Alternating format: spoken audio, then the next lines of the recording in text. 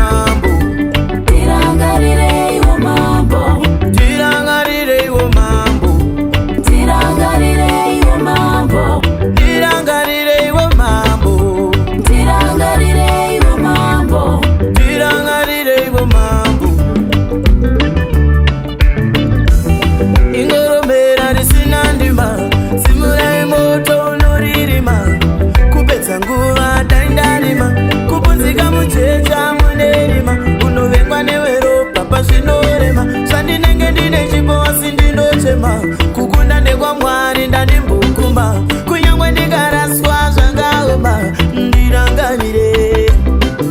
oye mambo vanoda kundipunzira pasi asi ndinomuka naMwari ndinosvika vanoda kundipunzira pasi asi ndinomuka naMwari ndinosvika ndirangarire baba ndirangarire Mwari ndirangarire baba ndirangarire Mwari ndirangarire iwo mambo ndirangarire iwo mambo ndirangarire iwo mambo ndirangarire iwo mambo ndirangarire iwo mambo ndirangarire iwo mambo ndirangarire iwo mambo we ndashema mwana wa Chikaka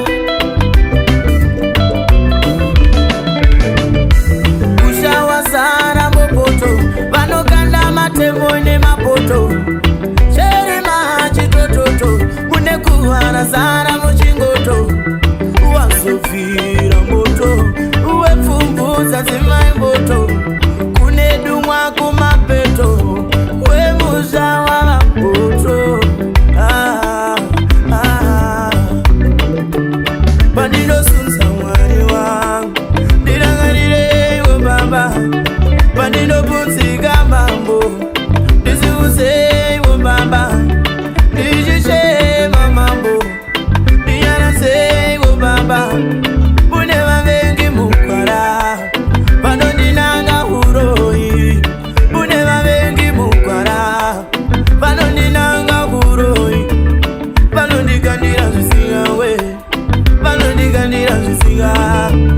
panakapiwa chipo ndakapiwa nedenga kwete newenyama kundisiya ndiri nsekete mgwe vachifunga ndichangoromoka ina ndimboguma chokwadi yandimbozera chimbo inongori muriso nemoto chokwadi yandimbozera chimbo inongori muriso nemoto auwene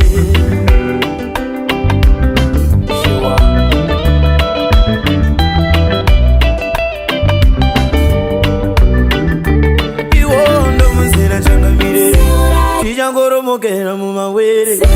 panangana rizere muchetura kwatakananga kundofiwa